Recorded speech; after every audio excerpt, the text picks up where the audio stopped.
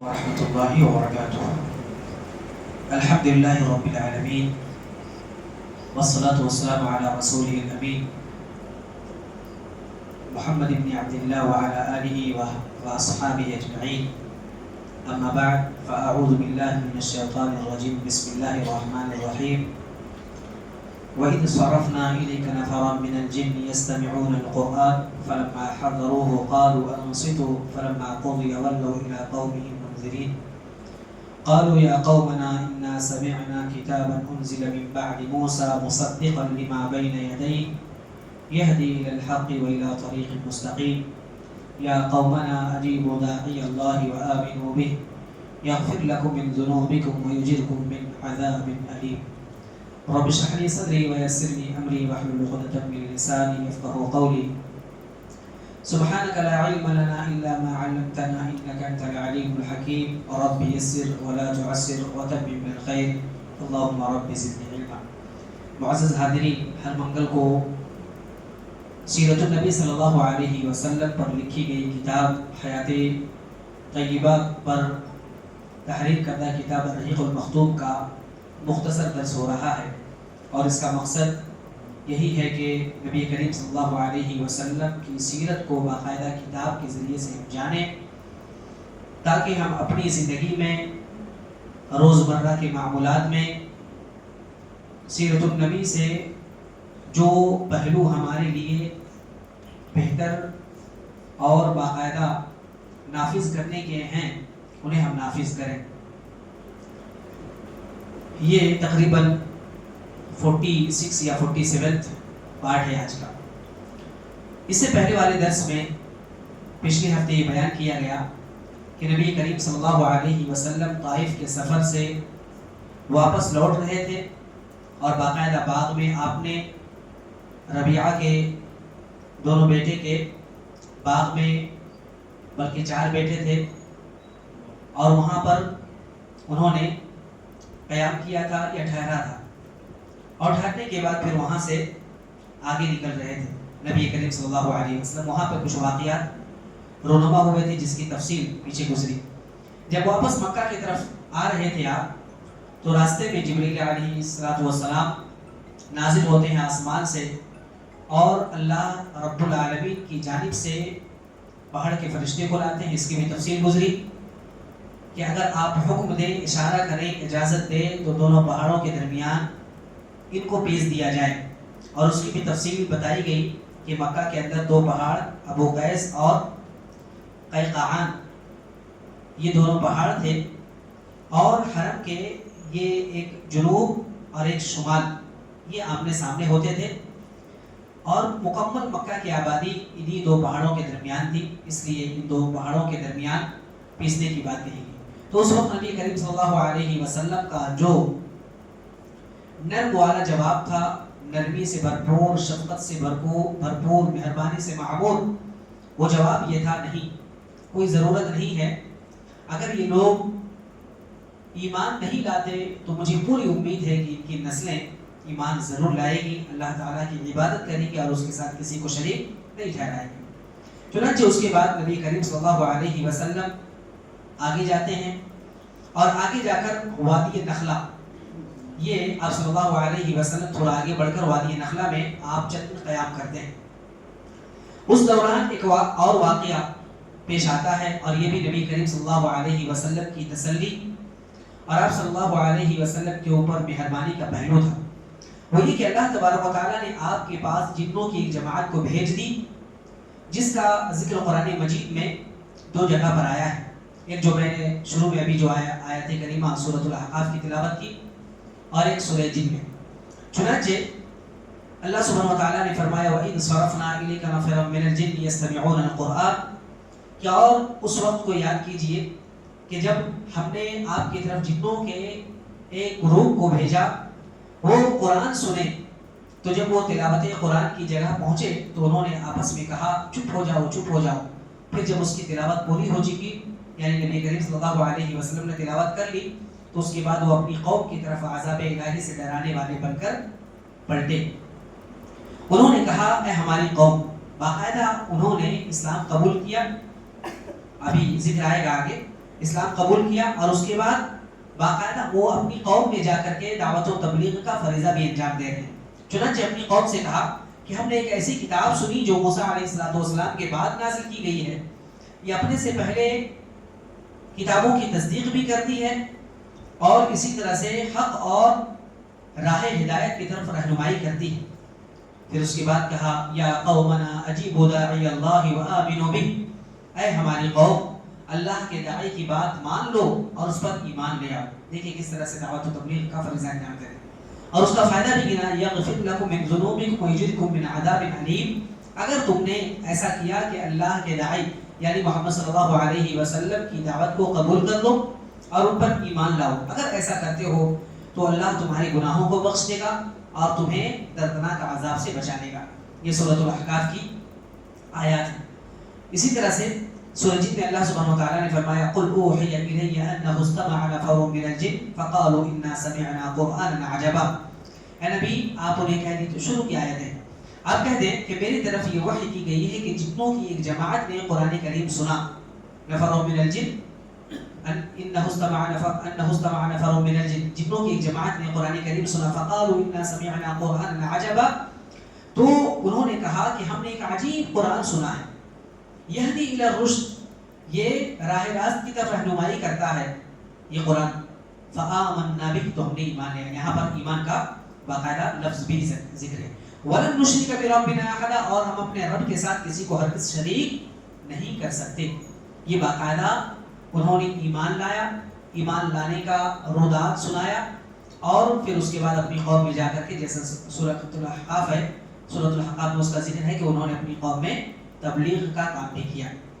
تو یہ آیات جو اس واقعے کے بیان کے سلسلے میں نازل ہوئی ہیں، اس کے سیاق و سباق اور اس کے کانٹیکسٹ سے یہ معلوم ہوتا ہے کہ نبی کریم صلی اللہ علیہ وسلم کو ابتدا میں جب جن آئے تھے یا جن حاضر ہوئے تھے تو اس وقت اس کا علم نہیں تھا. کیوں؟ کیونکہ اللہ سبحانہ وتعالیٰ نے یہی سیاق و سباق بیان کیا ہے کہ گویا کہ نہیں معلوم تھا. اس کے بعد اللہ کے نبی صلی اللہ علیہ وسلم کو باقاعدہ آپ کے بتانے کی وجہ سے قرآن کی آیتیں نازل ہونے کے بعد آپ کو معلوم ہوا. تو یہاں سے نبی کریم صلی اللہ علیہ وسلم کے عالم الغیب ہونے کا عقیدہ بھی رد ہو جاتا ہے، مردود ہو جاتا ہے. اسی طرح سے یہ بھی یہاں پر معلوم ہوا کہ جنوں کی جو آمد ہوئی تھی اور جن جو اللہ کے نبی صلی اللہ علیہ وسلم کے پاس حاضر ہوئے تھے، یہ پہلی بار حاضر ہوئے تھے. اور احادیث کے مطالعے سے معلوم ہوتا ہے کہ اس کے بعد کئی مرتبہ جنوں کی جماعت آتی رہی اور نبی کریم صلی اللہ علیہ وسلم کے جو اوپر وحی نازل ہوتی تھی اس سے استفادہ بھی جن کرتے رہے. کیونکہ اللہ کے نبی صلی اللہ علیہ وسلم جن و انس کے لیے، قیامت تک آنے والے لوگوں کے لیے، جن و انس کے لیے بنائے گئے ہیں نبی اور رسول. وما خلقت الجن والانس الا ليعبدون، جس طرح ہمارے اوپر عبادت کرنا فرض ہے اور اللہ رب العالمین کے حقوق ادا کرنا اسی طرح سے جنوں پر بھی ہے. لہذا جنوں کے لیے بھی رسول اللہ صلی اللہ علیہ وسلم نبی اور رسول بنائے گئے تھے. اسی طرح سے یہ جنوں کی جماعت آئی، حاضر ہوئی، باقاعدہ انہوں نے قرآن سنا، اللہ رب العالمین نے باقاعدہ اس کے لیے انتظام کیا، یہ تمام چیزیں. اور اس کے بعد نبی کریم صلی اللہ علیہ وسلم کو خبر بھی دی جا رہی. اگر خبر نہ دی جاتی کوئی بات نہیں، انہوں نے سنا، انہوں نے ایمان لے آیا اور وہ راست پر آ گئے. لیکن یہ جو باقاعدہ ان کی آمد ہے، ان کا حاضر ہونا، نبی کریم صلی اللہ علیہ وسلم کے اوپر ایمان لانا اور اس کی خبر نبی کریم صلی اللہ علیہ وسلم کو دینا، یہ دراصل نبی کریم صلی اللہ علیہ وسلم کی مدد ہے اللہ کی جانب سے. اور تسلی بھی ہے کہ اللہ سبحانہ وتعالیٰ نے اپنے لشکروں میں سے ایک لشکر کو آپ کے پاس بھیج دیا. یہ لوگ ایمان نہیں لائے، اگر کچھ لوگوں کو ہم تبلیغ کریں، کچھ لوگوں کو دعوت دیں، جب ایمان نہ لائیں تو فطری طور پر انسان کو مایوسی ہوتی ہے، انسان کو تکلیف ہوتی ہے، انسان بے قرار اور پریشان ہو جاتا ہے، اضطراب کا شکار ہو جاتا ہے. لیکن جب کچھ لوگ مان لیں، تائید کرنے لگے تو یقیناً ایک طرح کی تقویت ملتی ہے. تو اسی طرح سے نبی کریم صلی اللہ علیہ وسلم کو بھی تسلی دی گئی اور باقاعدہ آپ صلی اللہ علیہ وسلم کو بشارت دی گئی کہ ہاں آپ کی دعوت کامیاب ہے. اگر یہ لوگ ایمان نہ لائیں کوئی بات نہیں، ہمارے پاس اور بھی لشکر ہیں جنوں کی شکل میں، لہٰذا یہ آپ پر ایمان لانے والے. اسی طرح سے جو اس دعوت کے آگے رکاوٹ بننے کی کوشش کرے گا، اے نبی کریم صلی اللہ علیہ وسلم آپ اس کی فکر مت کیجیے. اس سلسلے میں قرآن کی اور بھی آیتیں ہیں، جیسا کہ سورۃ الحقاف کی آیت نمبر 32 میں اللہ سبحانہ وتعالیٰ نے فرمایا وَمَن لَا يُجِبْ دَاعِيَ اللَّهِ فَلَيْسَ بِمُعْجِزٍ فِي الْأَرْضِ وَلَيْسَ لَهُ مِن دُونِهِ أَوْلِيَاءُ أُولَٰئِكَ فِي ضَلَالٍ مُبِينٍ. جو اللہ کے داعی کی دعوت قبول نہ کرے وہ زمین میں بے بس نہیں کر سکتا، وہ اللہ کو بے بس نہیں کر سکتا. لَيْسَ بِمُعْجِزٍ فِي الْأَرْضِ نہیں کر سکتا.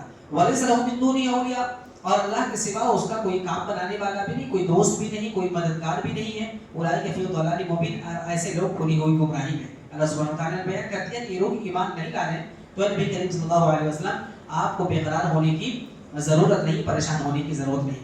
اسی طرح سے ایک اور جگہ سورہ جن میں جہاں جنوں کی جماعت کا تذکرہ ہے وہاں فرمایا وَأَنَّا وَظَنَنَّا أَن لَّن نُعْجِزَ اللَّهَ فِي الْأَرْضِ وَلَن نُعْجِزَهُ هَرَبًا کہ ہماری سمجھ میں یہ بات آ گئی، ہم نے جان لیا ہے، یقین کر لیا ہے کہ ہم اللہ کو زمین میں بے بس نہیں کر سکتے اور نہ بھاگ کر اسے پکڑنے سے عاجز کر سکتے. یہ گویا کہ اللہ سبحانہ وتعالیٰ کے عذاب سے، اللہ رب العالمین کی سزا سے کوئی نہیں بھاگ سکتا. اور اگر اللہ رب العالمین کو عاجز کرنا چاہے نعوذ باللہ کوئی نہیں کر سکتا. یہ جنوں کی زبان اللہ کے نبی صلی اللہ علیہ وسلم کے ذریعے سے امت کو یہ بتایا گیا اور آپ صلی اللہ علیہ وسلم کو بھی تسلی دی گئی. اب اس مدد کے بعد اور پھر یہ خوشخبریوں کے بعد سننے کے بعد نبی کریم صلی اللہ علیہ وسلم کے سامنے جو ایک طرح کا الم تھا، غم تھا، حزن تھا، ملال تھا، مایوسی کے بادل کچھ تھے، تو سارے کے سارے بادل چھٹ گئے کیونکہ تائید مل گئی، تقویت مل گئی. اللہ رب العالمین کا ایک لشکر نبی کریم صلی اللہ علیہ وسلم کے اوپر ایمان لے آیا. جب وہ طائف سے نکل رہے تھے جیسا کہ پیچھے ذکر ہوا تو گالیاں سننی پڑی تھی، اوباشوں کو لگا دیا گیا تھا، باقاعدہ تالی بجا رہے تھے، آپ صلی اللہ علیہ وسلم کو رسوا کرنے کی کوشش کر رہے تھے، بھکتیاں کس رہے تھے، یہاں تک کہ آپ کو پتھروں سے مارا بھی جا رہا تھا. تو کیسی تکلیف ہوئی ہوگی سوچئے. یہ تمام تکلیفیں، یہ تمام مصیبتیں نبی کریم صلی اللہ علیہ وسلم کی اب ختم ہو گئی. اس کے بعد آپ نے اب عزم مصمم کر لیا، ارادہ کر لیا کہ اب مکہ کی طرف تو پلٹنا ہے. یہ وقت کہاں تھے؟ وادی نخلا میں تھے. اب مکہ کی طرف پلٹنا ہے. لیکن انہوں نے سوچا اب مکہ کی طرف پلٹنا ہے اور باقاعدہ نئے سرے سے پھر جوش و خروش کے ساتھ، ذوق و شوق کے ساتھ اور باقاعدہ ہمت کے ساتھ اب اس دعوت کو اور آگے بڑھانا ہے، تبلیغ کا کام کرنا ہے، کرم جوشی کے ساتھ اس میں لگ جانا ہے. جب انہوں نے نبی کریم صلی اللہ علیہ وسلم نے مکمل اور پختہ ارادہ کر لیا تو آپ کے ساتھ کون تھے؟ صحابی رسول تھے نا. کون تھے؟ زید بن حارثہ رضی اللہ عنہ، جو آپ صلی اللہ علیہ وسلم کے آزاد کردہ غلام بھی تھے. چنانچہ زید بن حارثہ نے آپ سے عرض کیا اللہ کے رسول آپ مکہ کیسے جائیں گے؟ آپ مکہ کیسے جائیں گے؟ کیونکہ آپ کے حامی و مددگار بھی نہیں. حضرت عائشہ، حضرت ام المؤمنین حضرت خدیجہ رضی اللہ عنہ کا انتقال بھی ہو گیا ہے. جو سب سے بڑے مددگار تھے حضرت ابو طالب، ان کا بھی انتقال ہو گیا ہے. باقاعدہ انہوں نے آپ کو مارنے اور آپ کو نکالنے کی پلاننگ کر لی، بلکہ آپ کو مکے سے نکال دیا ہے. اے نبی کریم صلی اللہ علیہ وسلم آپ کس طرح سے وہاں جائیں گے جبکہ وہاں کے باشندوں نے یعنی قریش نے آپ کو نکال دیا ہے؟ تو آپ صلی اللہ علیہ وسلم نے فرمایا بڑی مہربانی کے ساتھ، شفقت کے ساتھ اور کس طرح سے تسلی، کس طرح سے ایک پر اطمینان مطمئن ہو کر کیا فرما رہے ہیں اے زید تم جو حالت دیکھ رہے ہو اللہ تعالیٰ اس سے کشادگی اور نجات کی کوئی نہ کوئی راہ نکال دے گا، کوئی نہ کوئی راستہ بنا دے گا. اللہ یقیناً اپنے دین کی مدد کرے گا اور اپنے نبی کو غالب کرے گا، چھوڑے گا نہیں. یہی ایک مسلمان کو کبھی بھی مصیبت پریشانی ہمیشہ دارالامتحان ہی جب اپنے کام میں لگے رہے، خاص کر کے دینی کام میں ہو یا دنیاوی معاملات میں بھی ہو، اللہ کے حقوق اگر کوئی ادا کر رہا ہو، مصیبت ہو، پریشانی ہو، فائنینشیل پرابلم ہو یا اسی طرح سے خاندانی جو ازدواجی معاملات ہوں یا اسی طرح سے کبھی کچھ معاملہ ہو جائے، کبھی کچھ معاملہ ہو جائے، اچانک کسی بڑی مصیبت میں انسان پھنس گیا یا پھنسا دیا گیا، کورٹ کچہری کے چکر لگانے پر مجبور ہے، دشمنوں میں اضافہ ہوتا جا رہا ہے، لوگوں کے اندر محبت کی کمی ہوتی جا رہی ہے، الفت و محبت کی دیواریں جو ہے نفرت کی دیواروں میں بدل جا رہی ہیں اور یا محبتوں کی فضا بالکل آلود ہو رہی. ایسے وقت میں یہ ایک انسان کا یہ ہونا چاہیے، انسان کی فکر ہونی چاہیے، انسان کے ذہن و دماغ میں یہ چیز ہونی چاہیے کہ اللہ رب العالمین اس سے کشادگی ضرور عطا کرے گا. ضرور کوئی نہ کوئی راہ نکالے گا. مصیبتوں کے، پریشانیوں کے، آفتوں کے بادل ضرور اللہ رب العالمین چھاٹ دے گا. یہ ایک عقیدہ ہونا چاہیے اور یہ بالکل اطمینان ہونا چاہیے انسان کو. چنانچہ آخر اللہ کے رسول صلی اللہ علیہ وسلم وہاں سے روانہ ہوئے اور اس کے لیے اسباب بھی اختیار کرنا چاہیے. ایسا نہیں کہ مصیبت آ گئی ہے اللہ نکالنے والا ہے. ٹھیک ہے توکل ہے لیکن باقاعدہ اسباب بھی اختیار کرنا چاہیے. جو بھی سورسز ہو سکتے ہیں ان سورسز کو اپنا کر کے ان مصیبتوں سے نکلنے کی کوشش کرنا چاہیے. جاب نکل گئی، کوئی جاب باقی نہیں، کوئی سورس آف انکم نہیں تو انسان بیٹھ جائے نہیں، ہاتھ پیر مارے، نکلے، کام کی تلاش کرے، دوسری جاب کی تلاش کرے، لوگوں سے باتیں کرے، دوسرا کوئی اور ذریعہ ڈھونڈے، اس کے بعد اللہ رب العالمین پر توکل کرے. توکل ہے لیکن اسباب. اسی طرح سے نبی کریم صلی اللہ علیہ وسلم نے کیا کیا دیکھیے. مکہ کے قریب پہنچے اور اس کے بعد ہیرا کے پہاڑی کے پاس آپ ٹھہر گئے. پھر اس کے بعد کیونکہ مکہ والوں نے نکال دیا تھا، اگر آپ جاتے تو مکہ والوں سے آپ کو ڈر تھا، خدشہ تھا، خوف تھا کہ وہ آپ پر حملہ کر سکتے ہیں. اللہ پر توکل نبی سے زیادہ کسی کو ہو سکتا ہے. اس کے باوجود نبی کریم صلی اللہ علیہ وسلم کیا کر رہے ہیں؟ مکہ کے باہر ہیں، اندر نہیں جا رہے. کیوں؟ کیونکہ ان سے خدشہ ہے، خوف ہے اور یہ فطری طور پر ہونا بھی چاہیے. اب اسباب دیکھیے کیسا کر رہے ہیں. اس کے بعد خزاعہ کے ایک آدمی کے ذریعے سے اخنس بن شریح یہودی ہے، اس کے بعد نبی کریم صلی اللہ علیہ وسلم نے یہ پیغام بھیجا، دیکھو آپ مجھے پناہ دے دو. اور اس سے پہلے پناہ کے بارے میں باتیں گزری ہے کہ کوئی اگر پناہ دے دیتا تو گویا کہ کوئی اس کو تکلیف نہیں پہنچاتا. پناہ کا مطلب ہے پورے قبیلے کی پناہ. ٹھیک ہے، یا ایک آدمی کی پناہ جو طاقتور ہو، قوت والا ہو، اثر و رسوخ والا ہو. پناہ دینے کا مطلب ہے کوئی اس کو تکلیف نہیں پہنچائے گا، ایذا نہیں دے گا. تو اخنس بن شریح کے پاس جب بھیجا تو اخنس بن شریح نے معذرت کر لی، نہیں میں پناہ نہیں دے سکتا کیونکہ میں حلیف ہوں اور حلیف پناہ دینے کا اختیار نہیں رکھتا. یعنی حلیف کا معنی دوست، میں ان لوگوں کا دوست ہوں، میں پناہ نہیں دیتا. ٹھیک ہے. اس کے بعد آپ صلی اللہ علیہ وسلم نے ایک اور شخص سہیل بن عمرو کے پاس یہی پیغام بھیجا کہ مجھے پناہ دے دو، میں مکہ کے اندر داخل ہونا چاہتا ہوں. اس نے بھی معذرت کر لی، کہا میرا قبیلہ بنو عامر کا قبیلہ ہے اور بنو عامر کا قبیلہ بنو کعب کے قبیلے کے اوپر لاگو نہیں ہوتا. یعنی اگر میں پناہ دے بھی دوں لیکن میری پناہ کی کوئی حیثیت نہیں ہے، کوئی ویلو نہیں ہے، اس لیے میری پناہ کا کوئی اعتبار نہیں ہوگا. یہ معذرت کر لی. اب اس کے بعد نبی کریم صلی اللہ علیہ وسلم نے مطعم بن عدی، یہ نام یاد رکھیے گا بعد میں بھی آئے گا، مطعم بن عدی تیسرے آدمی کے پاس پیغام بھیجا کہ آپ مجھے پناہ دے دیجیے، میں مکہ میں داخل ہونا چاہتا ہوں. مطعم بن عدی نے کہا ٹھیک ہے میں پناہ دیتا ہوں. پھر اس کے بعد ہتھیار باقاعدہ پہن لیا اور اپنے بیٹوں اور قوم کے لوگوں کو بلایا اور کہا تم لوگ ہتھیار پہن لو اور خانہ کعبہ کے گوشوں پر جمع ہو جاؤ، خانہ کعبہ کے کناروں پر سب لوگ جمع ہو جاؤ، کیونکہ میں نے محمد کو پناہ دے دیا. محمد صلی اللہ علیہ وسلم کیا ہے؟ اندر داخل ہو رہے ہیں. لہذا مطعم بن عدی نے کیا کیا؟ پناہ دے دی اور باقاعدہ خود بھی ہتھیار سے لیس ہو کر کے آ گئے اور اپنے بیٹوں کو اور اسی طرح سے اپنے قبیلے کی قوم کے لوگوں کو کہا تم لوگ بھی آ جاؤ. اس کے بعد مطعم بن عدی نے رسول اللہ صلی اللہ علیہ وسلم کے رسول اللہ صلی اللہ علیہ وسلم کے پاس پیغام بھیجا. ٹھیک ہے، میسج بھیجا آپ آ جائیے مکہ کے اندر داخل ہو جائیے، ہم لوگ بالکل تیار ہیں. کیوں؟ کیونکہ اگر کوئی تکلیف دے گا تو سب سے پہلے ہم اس سے نپٹ دیں گے. اس کے بعد آپ صلی اللہ علیہ وسلم نے میسج پایا تو حضرت زید بن حارثہ کو ساتھ لیا اور مکہ کے اندر تشریف لے آئے. مکہ کے اندر آئے اور باقاعدہ آنے کے بعد سب سے پہلے مسجد حرام میں داخل ہوئے.